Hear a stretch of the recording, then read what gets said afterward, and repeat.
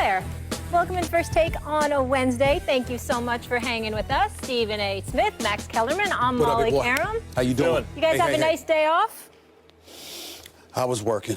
Yeah. I was always working. I also had to tape something for the fight game on HBO, and I have 3 children. There are no days off, Molly. All right. Well, we're glad to be back because we got a lot to get into. Let's go. Starting with LeBron James. He's not happy with Phil Jackson after he used the term posse when referring to LeBron's business associates. We will fill you in on that a little later, and please stay tuned for that reaction. But up first, for the last 10 weeks, the Cowboys quarterback situation has been under a microscope, and we've been dissecting whose team it will be moving forward, Dak's or Romo's, with Jerry Jones giving us play-by-play each week. And now we finally heard from Tony Romo. Here's how he's taken. You see, football is a meritocracy. You aren't handed anything. You earn everything every single day, over and over again. You have to prove it. That's the way that the NFL, that's the way that football works. A great example of this is Dak Prescott and what he's done. He's earned the right to be our quarterback. As hard as that is for me to say, he's earned that right. He's guided our team to an 8-1 record, and that's hard to do. If you think for a second that I don't want to be out there, then you've probably never felt the pure ecstasy of competing and winning. That hasn't left me. In fact, it may burn more now than ever. I think you all know something magical is happening to our team. I'm not going to allow this situation to negatively affect Dak or this football team by becoming a constant distraction. I think Dak knows that I have his back, and I think I know that he has mine. Ultimately, it's about the team. It's what we've preached our entire lives. Team player right there, Stephen A. Your reaction? Well, listen, I'm watching people be a bit emotional about Tony Romo because obviously we're all touched. This is a guy that obviously had a string of bad luck. You don't wish that on anybody. You want him to be in good health and what have you. You look at Tony Romo and you recognize the fact that timing couldn't be worse because after all the years he's toiled for this team, what they were unable to accomplish in large part due to a suspect defense or what have you. You look at Tony Romo and you say, damn, it's a string of bad luck because now that the Dallas Cowboys look very, very formidable, Super Bowl championship contender formidable, he's not the one at the quarterback position. It would happen to be some dude by the name of Dak Prescott, who's a 4th-round pick, a rookie, who is handling his business. But to me, this I don't know what to call it, Max. I got to admit it. I'm at a loss. Because I saw a press conference there. That seemed to me like the kind of press conference Tom Brady would have. It seemed to me like the kind of press conference Drew Brees would have. It seemed to me like the kind of press conference Big Ben Roethlisberger would have. Do you notice the analogy that I just used? I'm talking Super Bowl champions who was cold as ice, Stephen A. Listen, I'm just calling it like I see it. I'm talking Super Bowl champions who have established their level of greatness and cemented it in such a way that they will be revered, that their jerseys will be hanging from the rafters of some football stadium, that somehow, some way, one day will come where they will be donning a gold jacket and they will move forward. Don't make me do this. That is not what I get from Tony Romo. Hold on, you'll get your chance. Don't make me do this. Listen, you call it the bad guy all you want to. I don't mind wearing the black hat. I'm not talking about that. Let me ask you one question. All I'm saying is, let me ask you one question. I don't mind. What? Before you go ahead. Go ahead. And I'm not saying it's quite equivalent, but it's similar. Hurry up. I'm on a roll. Could Patrick Ewing have given a press conference like that, never won a championship? Yes, I'll explain that. Okay, it's interesting that you bring that up. Let me get back to my point before I was so rudely interrupted. Let me tell you something, Max Kellerman. Tony Romo is a guy that was a damn good quarterback during the regular season. In 10 years, he has 2 playoff victories. I mean, it's unbelievable. You have to understand, and allow me to use this analogy. You know, when Friends was on the air, and my man Cedric the Entertainer pointed out, oh, we're going to miss Friends. It's about 90 days away before the Friends comes to an end. Oh, we're going to miss it. The next thing I know, one of my favorite all-time comedies was Martin, from Martin Lawrence. One day he was on the air, next day he was gone. Okay? But I love both of them. But Friends, we've got, it's 90 90 days until the end of Friends. As long as Larry David's still making Curb Your Enthusiasm, I'm all right. Or Curb Your Enthusiasm. There you go. They're all solid. All of this stuff. Oh, when they're going, we're alerted 2 months in advance. Hold on. Martin was gone, and bam, where the hell he gone? When Good Times went off the air, that was a big deal. Excuse me. JJ became a famous artist? Who doesn't miss Gina? Right? But the point that I'm trying to make to you is this. We did all of that, okay? But Tony Romo is up there with this press conference. First of all, what the hell do you need to read a speech for? Yo, going in front of the camera. Look, I want to be... Stephen A., not everybody's you, though, because you get on people when they write speeches that it's phony and it's scripted, so not everybody can... You're a wordsmith, can articulate themselves from the heart. Sometimes they prefer to write it out, With all just due so respect, you know. Molly Wood, you're assuming, because that's not where I'm going in terms of the wordsmith. What I'm saying is, what the hell is a speech necessary for at all? Excuse me, I'm on the bench. I was injured. I'm coming back. This brother's rolling. Look, y'all, I'm going to be in uniform. I'll be ready to go, but he's obviously balling, so we got to go with this. Period. What's all of this? Let me read this speech. I'm not going to take questions. Hold on, y'all. He's saying goodbye to being the starting quarterback for the Cowboys. 14 years with the team. It's football. The fact of the matter is, one play this weekend could cause Dak Prescott the starting job. One play. He could get injured. He could get injured. He could mess up. Anything could happen. Stop all of this. I want to address your Romo stuff. My only point is this. This is my last point. Tony Romo is a damn good quarterback. Tony Romo is no champion. This is not a funeral. We don't know what's going to happen with Dak Prescott over the next 7, 8 games. All of this stuff that we saw yesterday, to me, relatively unnecessary. Really, I really mean that. I really do. Look, I really do. You're unbelievable. I'm not even going to start with what I was going to say. I'll get to that in a second. First, I want to address your Romo point. Why is he up there having a press conference in the middle of an NFL season, a successful season? He's not a Super Bowl champion. Tony Romo has unquestionably established himself as minimum an excellent quarterback. He is during the regular season. He is one of the better quarterbacks of his era. During the regular season. Excellent. During the regular season. Would I take him over Roethlisberger or Brady or Breeze? No. No, let me interrupt you now. Although if he played half his games in a dome, maybe. In New Orleans, regular season. Say it. Regular season. Yes, regular season. Thank you. Yes. Go ahead. Now, he has a tremendous number of opportunities in the postseason, certainly not as many as Brady, for example, but I'm not claiming he's Tom Brady. But he's an excellent quarterback. Now, why should he have to give a special statement?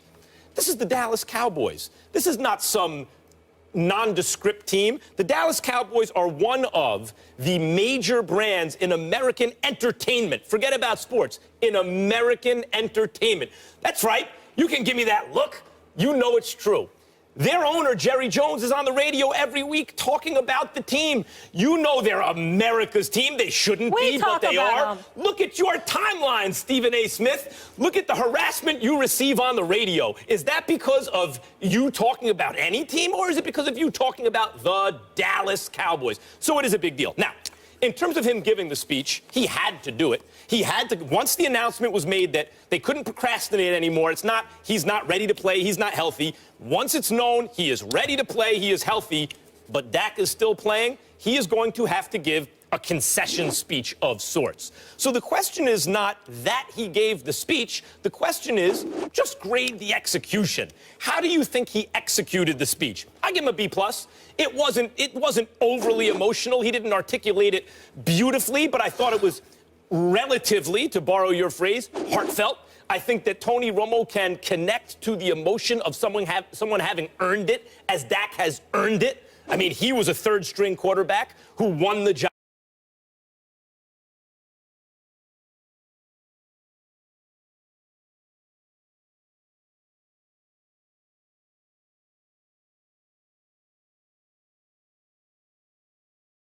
In sports nowadays, it especially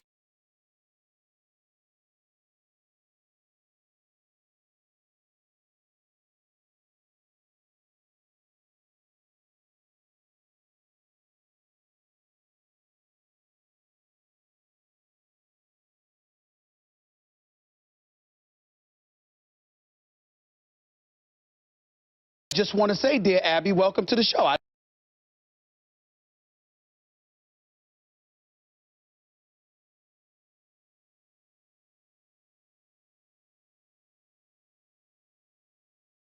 He was vulnerable. Go ahead, give it to me. Go ahead, Molly. He was. He's 36 years old. Okay. This man has to start over. We talk about this team every single day. If he didn't address it in front of the media, we'd continue to dissect it, and he'd be a distraction. Okay. He was classy. Okay. How can you rip this man for that? Hold on. First of all, it tugged at your heart a little. Stop lying. First of all, I'm not ripping him. I'm stating a point of fact. This is football. We got 8 weeks. One play in a preseason game is why Dak Prescott starting.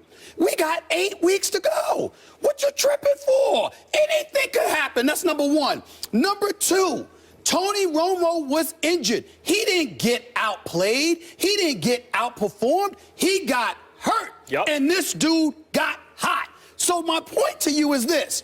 It is entirely plausible that now that 8-9 weeks have kicked in, Dak Prescott can be one bad start away from Jerry Jones. Let me finish. Not one. From Jerry Jones. Okay, fine. What I'm saying is I believe he could be one start away from Jerry Jones. Like, oh, damn, what are we doing here? All I'm saying is that anything could happen. So if you're Tony Romo, I'm saying, what's the speech for? It was a little premature. It's not just premature, but dare I say, hold it, dare I say dramatic. I mean, he put me to shame. I thought I was doing well at General Hospital. I mean, I ain't got nothing on Tony Romo right now. And I'm not saying he's acting per se because I believe his emotions were genuine. I'm just talking about, my God, the tissue and the crocodile tears when he was fighting back. For what? Crocodile tears. Look, y'all. Look, y'all. You're the drama king. For what? I can't. Listen, that's why I'm acting like y'all know I'm telling the truth. Look, y'all, what for what? I'll tell you for what. For what? I will tell you for what. He could be starting in 2 weeks. No, he lost his job to injury, and he has not been able to stay healthy in recent seasons. So for Tony Romo, as opposed to, say, Kurt Warner, when Mark Bulger won the job by winning 8 straight to start the season, Tony Romo wound up on the Giants. He was used as a tackling dummy to protect Eli Manning behind a bad offensive line, but he still had something. He wound up in Arizona in the Super Bowl. Tony Romo, on some level, knows that his injury will not allow him to remain a starting quarterback in the NFL. Pause. You. By the way, he's talking about me not sentimental. Him with the black suit on and all of this other stuff. This is Midnight Blue. Looking like you're ready to go to a funeral. Midnight Blue. Tony Romo affect you, huh? Here's the funeral of your argument. Could y'all do me a favor? Could you play that sound? Because that was just one piece of sound. Listen to this from Tony Romo. Take it away, y'all. Take it away. Watch this, Max. Seasons are fleeting. Games become more precious. Chances for success diminish. Your potential successor has arrived, injured 2 years in a row, and now in the mid-30s. The press is whispering. Everyone has doubts. You've spent your career working to get here. Now we have to start all over. You almost feel like an outsider. The coaches are sympathetic, but they still have to coach, and you're not there. It's a dark place. Probably the darkest it's ever been. Poetic. Oh, It's my relative. God. Oh, my. This is unbelievable. I feel for him. Feel for what? I just do. I saw a 6-10 season. I saw back-to-back 8-8 seasons, even though that third season, it was Kyle Orton quarterbacking them on the last game of the regular season when they lost the NFC East division, as opposed to Tony Romo. I saw Tony Romo in 10 years as a starter have really 2 big-time seasons in terms of leading the Dallas Cowboys record-wise to a level of prominence, and they didn't win playoff games that year, even though they did win a couple of years ago when they beat Detroit. They should have beat Detroit, but they lost to Green Bay, and they should have beat Green Bay. My only point is this. Tony Romo, I have no doubt his emotions are sincere. But the fact is, it's football. Anything. If this were a speech, he could have gave it at the end of the season. It would make more sense. He didn't need a speech. That's not fair. He didn't need a speech, and he didn't need. And by the way, not asking questions. Not answering questions. The press wanted it. The owner wanted it. I'm sure Dak appreciates that Tony Romo is giving that concession speech. Hold on. I got it. I'm sorry. I apologize. All right. My bad. I'm being insensitive. You don't hate the Cowboys more than me. I put my Cowboy hatred up against anyone, You are a little but that's not right. So Tony Romo, my bad. You are. My bad. You want to know why, Stephen? Whatever y'all say. He went undrafted in 2003, started for the team in 2006, 14 years with the Dallas Cowboys. No, so this is the question. Y'all act like he just got drafted last year. He's been in the league for 10 years. Moving it forward. 10 years. He's been elite for 10 years? All right. Good. Will we ever see him in a Dallas Cowboys uniform again? I think you might. This is why I'm saying what I'm saying. I think it's entirely possible that Tony Romo will be seen against this season. Make the call, yes or no. Then you can say, I told you so. Let me tell you why.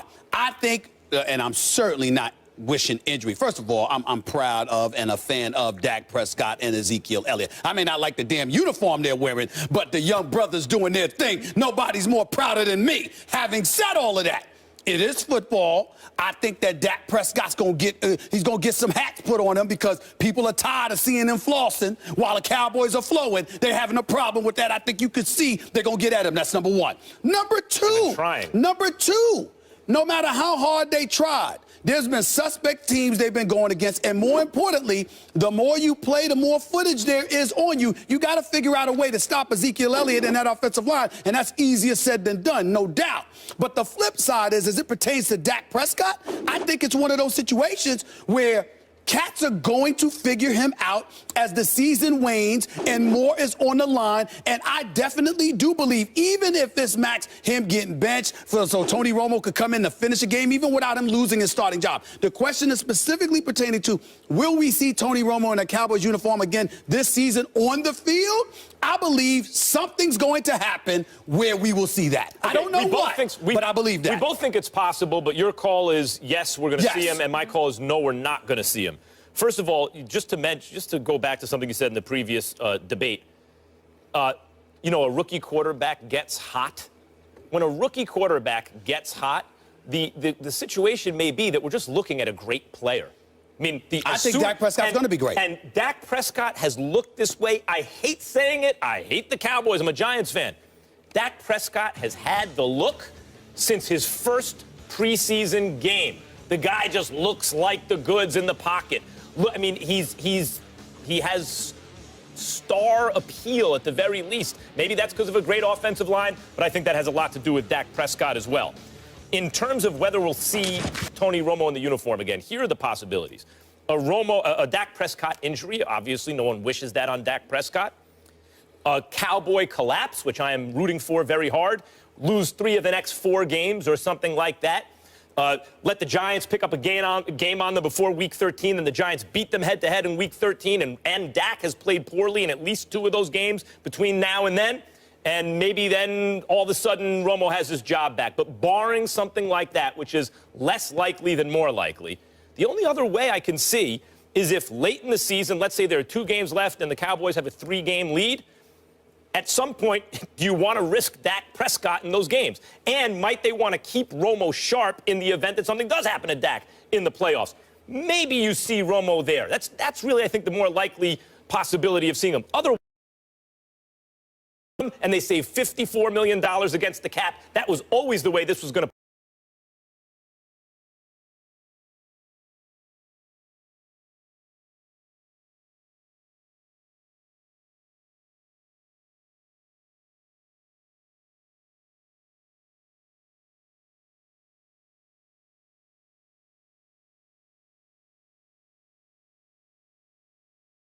Tell me that Molly Wood is going to be dressed in a black dress today, but tomorrow she's going to be rocking a fly pantsuit or whatever. I'm going to say, oh, yeah. That's how she rolls. Range. I said off the top. My call is we will not see Romo. All I'm saying to you is off the top. Yeah, you said off the top, but then you went into a litany of reasons of why it's possible. I'm telling you right now, you're going to see Tony Romo. You're going to see him. Trust me on this. Why? Because it's really what Jerry Jones wants as his core. Not beyond this year because of the money. You're absolutely right. But I'm talking about right now. Somehow, some way. What makes you think that's really what Jerry Jones wants? Are you ready for this? Are you ready for this? Go ahead. I'm ready. The Dallas Cowboys are winning, right? Mm-hmm. But I got news for you. Tony Romo, if for no other reason because of the haphazard roller coaster tendencies that he has, makes him more box office than Dak. And let me tell you something. If Jerry Jones could win while at the same time getting his adopted son, because we all know that his last name should be Jones. Tony Jones. That should be Tony Jones. By the way, that was a character from General Hospital years and years ago. But I digress. My point is, Tony Jones, that's what his name should be. I ask again, Stephen A. I think we need to put going to play. We need to just clarify something. What? I asked the other week, but I think people should hear it again. When you are that definitive about something, for example, Jerry Jones wants it to be Tony Romo. Yes. Generally, if you're talking about NBA, I've been told that. Right. I've been told that, but it's from people who believe it per se. Only Jerry Jones truly knows. I'm telling you what I personally believe. I personally believe Jerry Jones knows Dak Prescott is the future. He is ecstatic to have Dak Prescott. He's going to love on Dak Prescott, there's no doubt. But if Jerry Jones, and I've been told this, I have been told this, and I believe it, Jerry Jones could have his way, somehow, some way, they would win while Dak and Tony Romo found a way to shine in the process because he desperately wants Tony Romo to get a piece of this joy. Joy he thinks he's going to have. They will fall. That's fair. They will crumble. They will not win the Super Bowl. I can promise you that, okay? But if Jerry Jones had his way, and they were going to ascend to the promised land, But are you he would want suggesting, Tony Romo was there. Are you suggesting that he would use the influence and the power he has as owner to push it in that direction? No. In that case, he's just wishing like a fan would wish. Exactly. Yeah, Okay. Now, but that's where his heart is. But he will flex his muscle if Dak struggles. Yep. Keep that in mind. Keep that in mind. We'll leave it there. I feel for Tony Romo, but it's hard not to root for Dak. When you hear Dak's story, it's hard not to root for him as well. But you yes, feel I for do. Romo. I do. Very classy, I appreciate vulnerable, you. transparent. This man has no feelings. You know what? You know what? You I'm not a stone cold killer like you. No, I'm a I'm not. sweetheart. I'm not that way. You have touched me, Molly. I mean, you have touched my sensitive side. Maybe I was a bit cruel to Tony Romo. I mean, I can't imagine it. I can't imagine it. But it is what it is. Actor? Huh? Aren't you a soap opera actor? Well, it's Brick on General Hospital. Yeah. It's Brick on General Hospital. But we all know I ain't acting when I'm doing First Take, baby. We That's know what that. I feel. And But Brick is showing back up on General Hospital in the near future. My man Maurice Bernard, Sonny Corinthos, he's doing it up right now. Can't He's wait. doing it up. Can't wait. We're just getting started here, though, on First right. Take. We have more hot takes to get into. I can't wait to hear what you guys have to say about this. LeBron James not too happy with Phil Jackson right now, so much so that he said he's lost all respect for him. Check out a little preview of what he said. We'll discuss it all after the break. Stay with us. I had nothing but respect for him as a coach, for what he was able to do, obviously, at the helm of one of my favorite player of all time, MJ, and also been there growing up and watching with the Lakers, but I got nothing for him. You said you had respect for him up until